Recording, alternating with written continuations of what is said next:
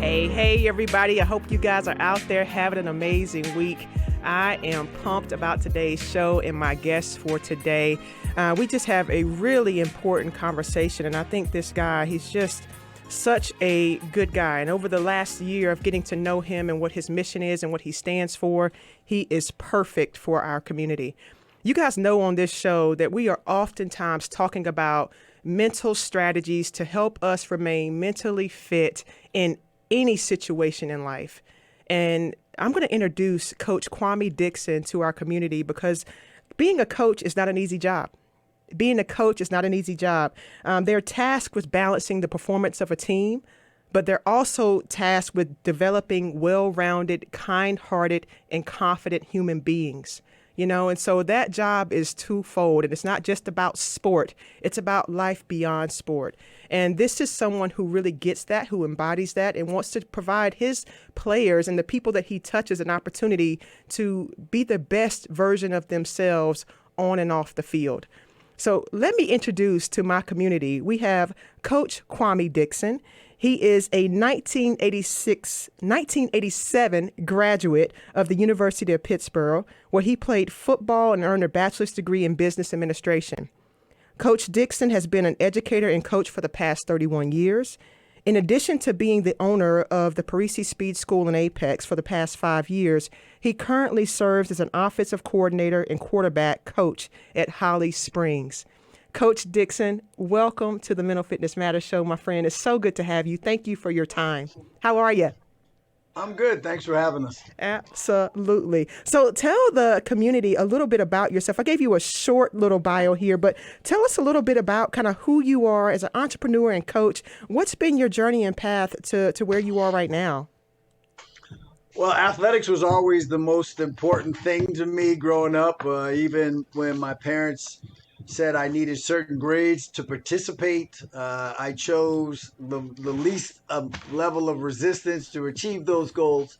And then my coaches were the most influential people for my development, not my teachers, not anybody else in the community, because we were spending so much time together. That inevitably I played college football, earned my degree because of college football, and went in the business world after because I thought that's what I wanted to do following some family. But my passion ended up being athletics and fell back into coaching, trying to make a difference in young lives. And have been here, wow, 31 years is a long time. I didn't realize it'd been that long, but that's what I'm passionate about. That's my ministry. That's how I can make a difference. Wins and losses will come. But at the end of the day, I have some of my first players who I coach, who are still in touch with me today. Hey, coach, just want to let you know I have a 3-year-old, 5-year-old, married or whatever. And it's amazing to me that over all these years, they've still decided to keep in touch. That's a So big deal. that's how I got into athletics. I'm passionate now just over the years. And I'm hoping to develop, great student athletes and young men and women, not just wins and losses. I love it. I love it. I love it. And that's such a big deal, people coming back and people sharing your impact because you're very influential in your community, in the school, helping the student athletes become more than just what they're doing in terms of performance. I've heard you say, and I love this, sports are what you do, not who you are. Speak to that a little bit. Sports are what you do, not who you are. Well, so much of today's student athlete is like with social media and or broadcast through the internet that they sometimes lose sight of, okay, their self-worth becomes their accomplishments. How many in my field, how many yards did they pass for, or what did they win or lose? And that's just something that they do, right? Playing the term play is enjoyment. It's not supposed to be that I'm dominated by sport, right? And so playing for your team or being the captain of a team or being even the most successful is just something that you do. Who you are, in my case, is Kwame Dixon, father of 3, husband for over 28 years. That's who I am. not coach of the football team, Yeah. very successful football teams, some not so successful, is just what I do. But that doesn't mean that my worth or who I am is heightened or lowered by the success of those programs. That's big, and it's big that you're saying that because you're so right. You're so much more than coach, your father, husband, mentor. You have these other titles and roles, but as athletes, I used to play college basketball, and I remember, the first thing, what do you do? We're women's basketball, so you're identified by the sport. And when that sport stops and or ends, whether it's by choice or by injury or just kind of aging out, then who are you, right? Then what's your impact? What are you seeing right now are some of those barriers? How does that impact performance when we think about having these labels, having these titles, having our identity, and the work that you're doing and talking about and trying to instill more than just the sport, but also the person?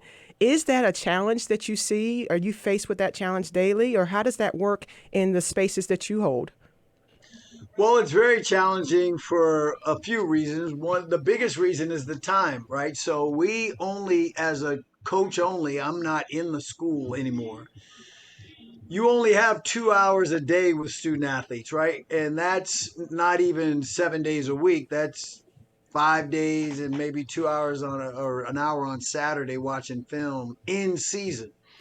So trying to prepare for what you're there for, which is competition, but then also make sure that the overall well-being of the student athlete is at its best. The time is, together is what is probably the biggest obstacle. I try to talk to the parents, right? Parents are the ones who control everything. They're the gatekeepers of time. They're the gatekeepers of transportation. They're the gatekeepers of financial, so many different things for the students. So my ministry tries to become an opportunity to talk to the parents about, how is Johnny doing? And I can honestly say 100% of the time, the parent has responded with, well, he's complaining about this at practice, or he doesn't feel like his shoulder is doing this, or he's not learning the plays. And I'm like, no, hold on, time out. That's not what I'm asking. I know how he's doing in practice or Right. on the field of performance. I want to know how he is doing as a regular 16-year-old in your house. How is he responding to the multitude of pressures that students today are dealing with? And the parents literally usually are taken back, look at me sideways. Is this a test, or are you trying to get me to admit to something about my child? But that, I don't know if it's societal or cultural, but it seems like everything is based, at least in athletics, in my experience, even at the high school level, on their level of performance, not with them as a student. Yeah. And that's a big, big deal because there's pros and cons to that, right? And you're right, as what we're seeing as a society and the things changing and the outcries that these kids are having with literally taking their own lives, dealing with depression and anxiety. We're checking in, and that first thought is, oh, yeah, well, their grades are awesome or they're not, or their performance on the field is awesome or it's not. But the question that you're getting down deeper to, but how is this 16-year-old Johnny doing in this thing called life? Right. To really care about that, to really ask questions about that. And you're really trying to build solutions and resources around that in the spaces that you're in, to give them access and to have supports outside of sport. That's a big deal. Yes, because that's just what they do, right? They just play. They're not, you would never ask them how they're doing, and then the parents start talking about, well, they drive the car real well. Driving a car is just what they do. But for some reason, or, like I said, culturally, societally, we have determined that because you're talking to the football coach, that their actions on the football field is who they are.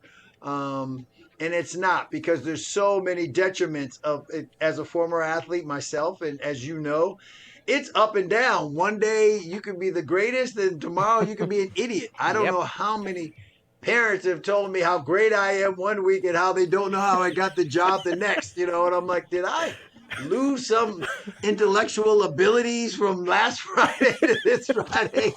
That, the same parents who were singing my praises are now crying for my dismissal. But it's just kind of scary because we never think of athletes having any problems, right? Usually Right. the captain of the team or the cheerleader or whatever it is, oh, those are the popular kids and what we're finding is that there's some deep inherent issues that they're dealing with that either we didn't understand because my performance was never broadcast to the world by the internet. There was no such thing when I used to play. So can I really understand all the things that today's athlete is feeling or going through because of technology that wasn't there when I was there? Well, Absolutely. what I may not understand all the things they're going through, but I can see if there's a problem. I mean, that is universal. I can look in their face and realize that, okay, something is different than Mm-hmm. what it was yesterday, or something is, they're not here with me right now where they were yesterday. I don't need to know that technology or something is a problem. I just know that something is not wrong, not right, and there needs to be a place or an opportunity for them to say, yeah, coach, I need some help. And it's not, okay, well, you're just a weak minded, you can't play or this or that. Or the parents don't want to tell you because they're afraid you may limit their opportunity. Student athletes are still human beings, just like everyone else, and need help every now and then. That part, that part, that part. And you hit on a couple of different things as I'm listening to you talk. And as you just explained, how 1 week you can be the coach of the year and how within the next 24 hours you can be the worst thing that's out there.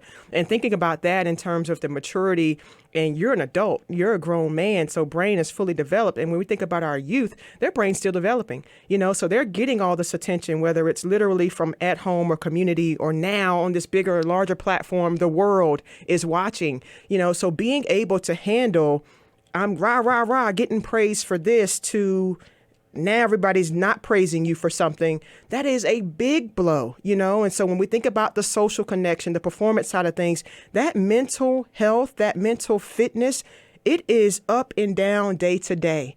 And you're Mm-hmm. exactly right. If the only thing we're paying attention to and checking for is the stats, is the grade scores or whatever else, we're missing a complete human being, a complete human Absolutely. being that's suffering in silence, or thankfully they have somebody like you who is aware that, hey, you're more than just my athlete walking through this door and I need you to perform. Because really, when you get into college levels, in certain coaches, they're looking at, okay, leave that stuff on the outside and come on in here and be ready to go. But it's hard to do that, So thankfully, go ahead, Oh, Coach. yeah, I was just going to say, I used to work for a coach, and he was like, he had this thing called the concentration line, right? And so that meant once you stepped across this line, either it was on top of the stadium entrance where you went underneath, or some marker on the field, that everything else that was going on outside of football that was you didn't need to worry about. Right now, for 2 hours or 3 hours, whatever it was, we needed to focus on football, and that sounds good. That sounds great. But if somebody's got some issue, whatever it is, tragic or not, for us to discount that is doing a disservice, Yeah. to the student. If he or she is having some specific issue outside of athletics that actually impedes upon their performance, right? We'll be quick to say, oh, you need to eat more, drink more water, right? It's hot. Yep. We'll be quick to say, okay, these are things that are affecting your performance. You need to fix or adjust or whatever. But when we talk about their mental health, nope, leave that outside. Don't bring that Yes. in to the practice field, even though this may be something that is really detrimental to their performance, but yet we don't want to talk about it Yep. or bring it up or give them, more importantly, a chance to talk about it. I'm just having a hard time in my 50s now understanding how that is making any sense. Why we are, as coaches, doing that to our kids. Because at the end of the day, then we are now adding to the thing that's becoming more detrimental. He may want to speak, he can't. So now his practice is even worse because he doesn't have an outlet in which to express.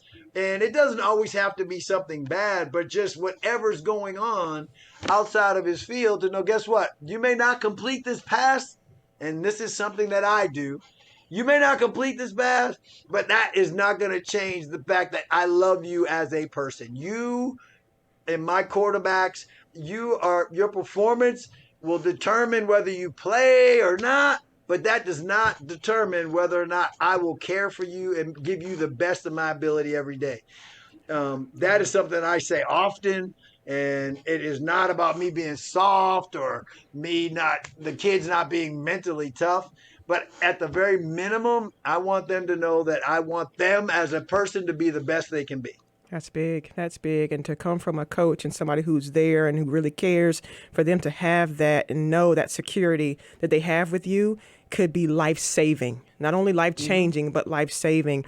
And when you talk about adding in strategies and creating a place, you're really doing that, And so you and I, and so as people are listening, you guys know that I'm the founder of Mental Edge Fitness Solutions, a mental performance company in the Cornelius area in Champion Sports Performance. We focus on mental fitness, providing strategies and solutions to keep people in their mindset in the right place and just having a space. And we've recently partnered. So when you're talking about your ability to kind of see, there's more going on here. How do I offer a resource?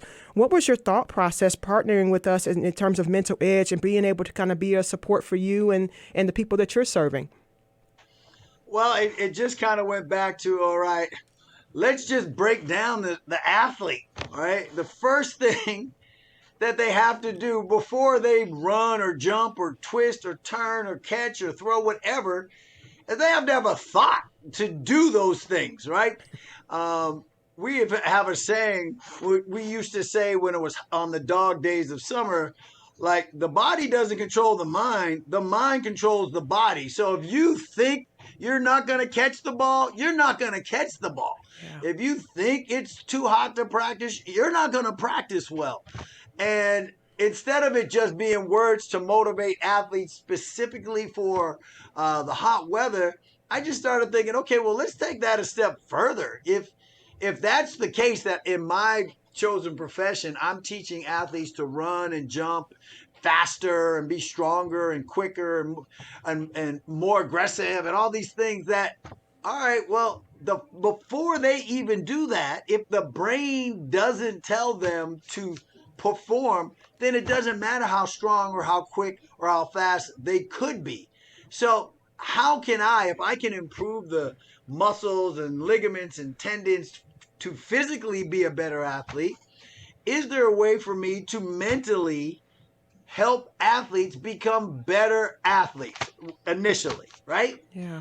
If I can strengthen the brain or find a way, I'm not a psychiatrist. I don't know anything about psychology other than I had to take it to graduate college. But is there a way, if I can strengthen the body, is there a way to strengthen the brain? Okay, and then is there a way to strengthen the vision? Okay, then is there a way to strengthen the central nervous system? To complete the athlete.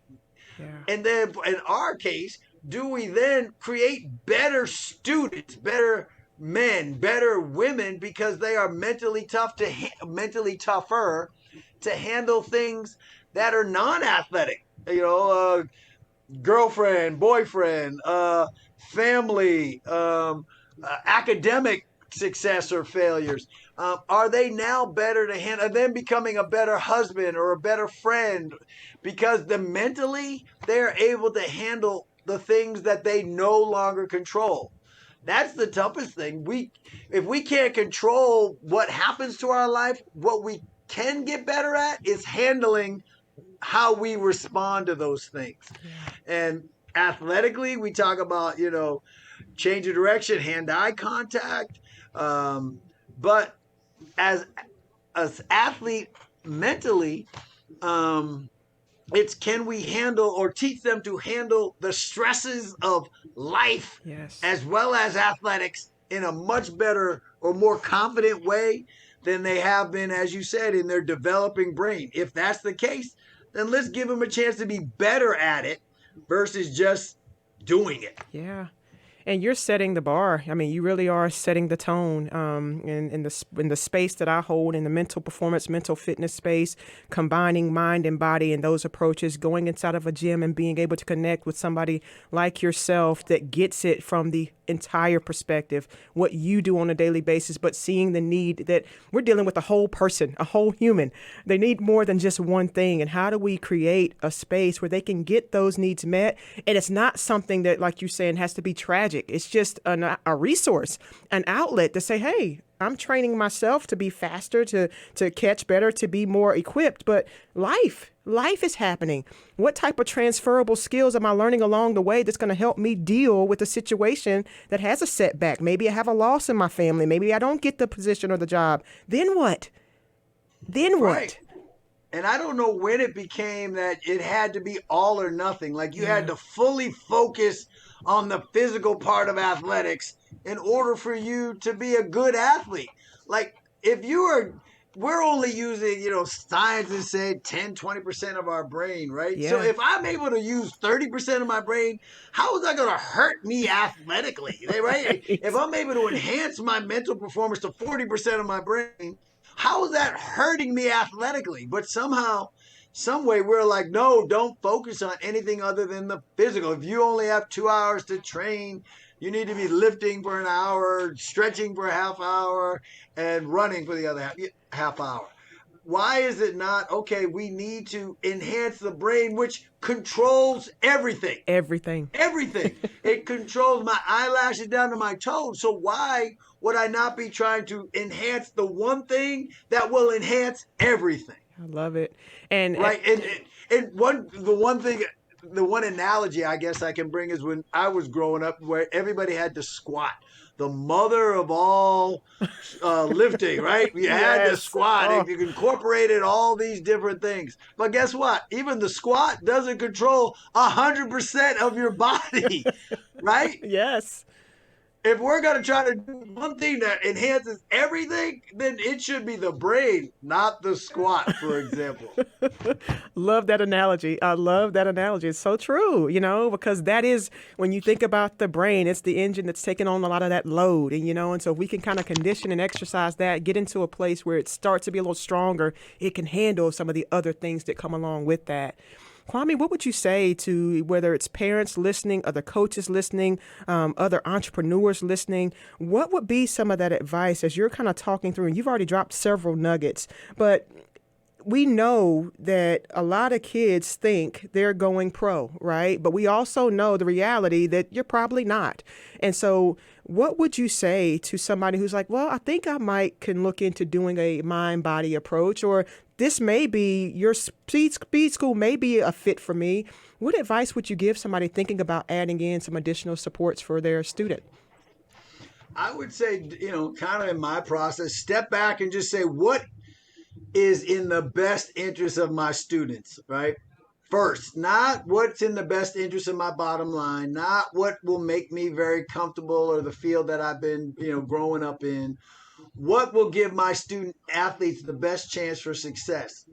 And, I remember when I was trying to be an athlete and play professionally. And I remember that one of the most telling things was one of my coaches who has since passed, but when we were talking about the importance of adding or subtracting, or, how badly did you want something? His advice was simple. He wasn't like, not what are you willing to work hard for? Because everybody is willing to work hard for something. It doesn't matter good, bad, right or wrong. Working hard is not really the issue. His thing was, what are you willing to sacrifice to get to where you want to be? Wow. Are you willing to sacrifice the free time? Are you willing to sacrifice the non-nutritional foods?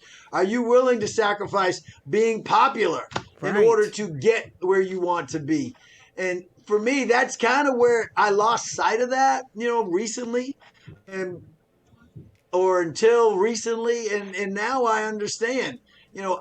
It's not me. I'm no longer trying to win state championship after state championship. Yeah. I'm no longer trying to put multiple kids in professional sports and only training Olympic level athletes. I appreciate you, buddy. Kwame Dixon, Parisi Speed School, Holly Springs. Appreciate you, my friend.